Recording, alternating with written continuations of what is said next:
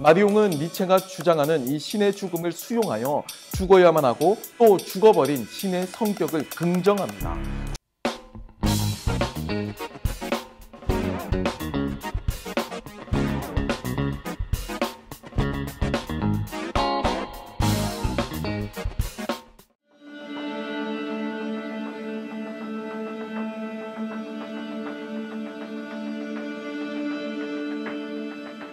프랑스의 탁월한 현상학자 장루익 마리옹은 신에 대한 담론을 제시하면서 그동안의 형이상학, 특별히 서구 형이상학을 벗어날 것을 요청합니다.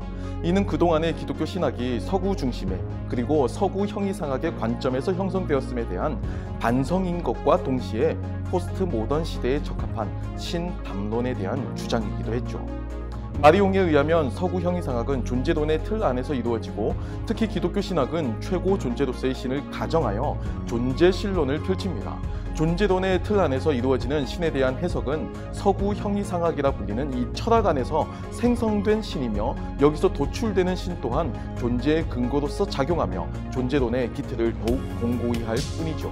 이러한 존재신론에 대해서 하이데거가 본격적으로 문제를 제기했고 마리옹은 그의 존재론적 차이 개념을 이어받아서 서양의 신이 최고 존재자로 간주되는 경향에 이의를 제기합니다.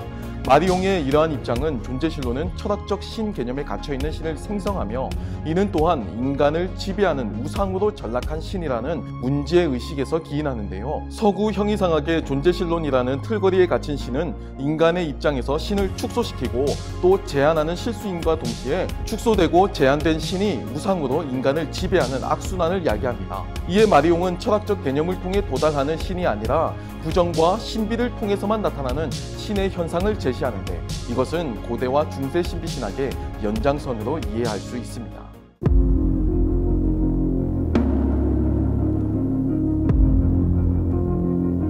하이데거는 형이상학의 근본 특성을 존재신론으로 이해합니다. 이는 존재를 보편적인 방식으로 사유하기 위한 서구 형이상학의 특징인데 파르메니데스의 존재와 사유의 동일성에 대한 강조에서부터 발견할 수 있죠. 서구 형이상학의 뿌리가 되는 파르메니데스에게 사유는 존재를 전제합니다. 존재하는 것이 없으면 사유 자체가 이어질 수 없기 때문이죠. 즉 파르메니데스는 사유를 있다라는 의미에서 발견하는 셈입니다. 하지만 하이데거는 이러한 관점이 애매하고 추상적인 부분이 있어서 존재와 사유의 관련성에 관한 다양한 해석을 초래한다고 보았습니다. 존재자를 대상으로서 경험하는 근대 철학도 이러한 영향에 놓여져 있는데 근대 철학자들은 존재자를 인간의 표상작용을 통해서 움켜쥘 수 있는 것으로 자기 앞에 세우기 때문입니다. 자기 앞에 세워진 것으로서의 존재자의 의미를 대상의 대상성으로 축소하는 이러한 경향은 데카르트나 라이프니츠, 버클리 등 다양하게 나타납니다. 종합하면 근대 철학 전반에서 존재와 사유의 동일성이 사유의 우위성 아래 확증되는 셈인데요. 특히 해겔도 마찬가지입니다. 사유와 존재의 동일성을 논하며 자기 자신을 산출하는 이 사유는 변증법적 과정을 거치며 절대지의 자기 사유로서 이해가 되죠. 해겔은 존재와 사유의 동일성의 운동에 대한 철학의 논리학이라고 하는 이름을 부여했고 결국 존재를 설명하는 학문이 로고스의 논리, 즉 이성의 논리에 종속된 채 운영되는 계기가 되었다고 봅니다. 하이데거는 이 계기가 존재론과 신학의 숙명이 되었고 이를 통해서 존재신론이 형성된다고 보았죠.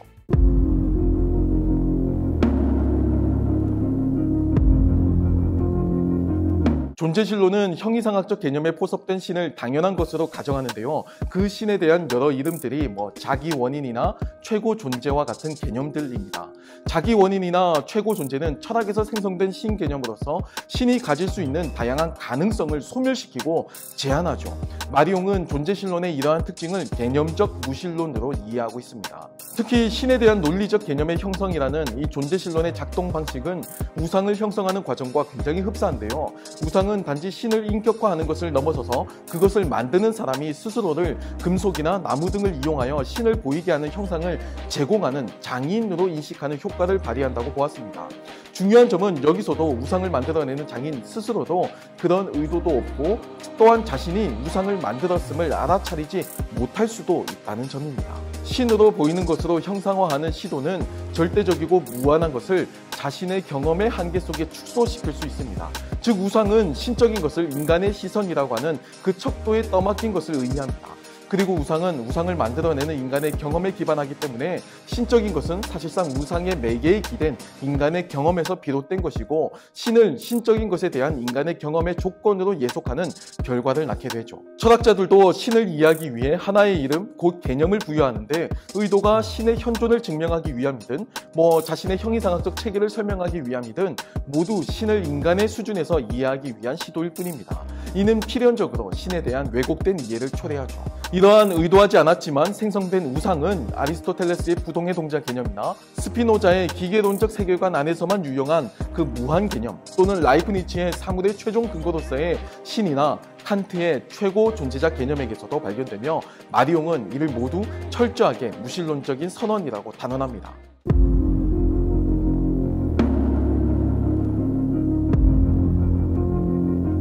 니체는 서구 형이상학에 등장하는 신에 대해 격렬한 비판을 가한 인물입니다. 마리옹은 그의 사상을 해석하며 존재신론의 문제를 효과적으로 드러내죠. 마리옹은 니체가 주장하는 이 신의 죽음을 수용하여 죽어야만 하고 또 죽어버린 신의 성격을 긍정합니다.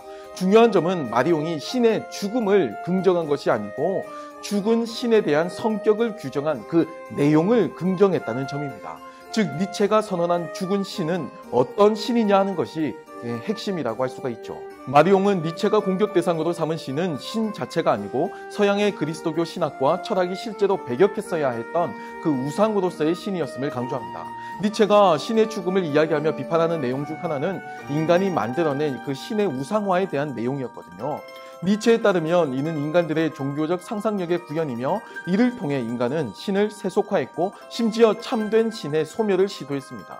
그러한 우상화된 신 개념 중 하나로 니체는 도덕을 꼽았고, 이는 당시 유럽 그리스도교의 근간을 이루는 신적 가치이기도 했죠. 도덕적 심판자로서의 신이 인간을 나약하게 만드는 우상으로서의 신으로 기능했고, 노예의 도덕을 추동시키며 약함을 부추기는 신이자 신에 대한 우상숭배적 의존성을 강조하는 형태로 나타남을 비판합니다. 마리옹은 이러한 니체의 견해를 발전시켜서 도덕적 신을 포괄하는 플라톤주의와 연합한 형이상학적 신도 해체되어야 한다고 봅니다. 결국 존재신론적 우상숭배는 도덕과 형이상학으로 대표되죠.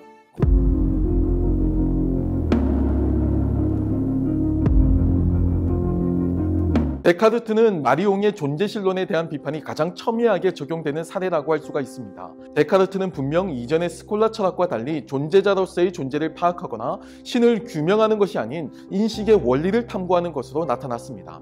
그에게 존재란 인식의 논리적 체계 안에서의 존재로 그의 유명한 명제 코기토 에르고숨, 나는 생각한다, 그러므로 나는 존재한다, 이 명제가 있죠. 이 코기토는 사유하는 자아에 대한 인식을 토대로 삼아서 다른 모든 존재하는 것을 탐구합니다. 즉, 사유하는 자아가 곧 형이상학이고 그에게 존재는 사유하는 자아의 사유함을 통해서 드러나게 되죠. 이것은 자아의 존재론이라고 할 수가 있습니다. 마리옹의 비판점은 여기에 있는데, 이 자아의 사유는 다른 모든 존재자들의 존재를 보증하는 것으로 모든 존재하는 것의 제1원인으로 간주된다는 점입니다. 마리옹이 비판하는 이 데카르트의 존재신론은 사유하는 자아와 신의 이 관계인데, 자아의 사유는 다른 존재자의 원인으로서 기능하며 인식의 차원에서 자아의 사유는 존재자를 보증한다는 점에서 강력한 힘을 지닙니다. 하지만 존재의 차원에서 자아의 사유는 무력한데, 이는 스스로가 자기 원인이 되지 못하기 때문입니다. 그의 존재를 위해서는 필연적으로 신의 존재가 요청되죠.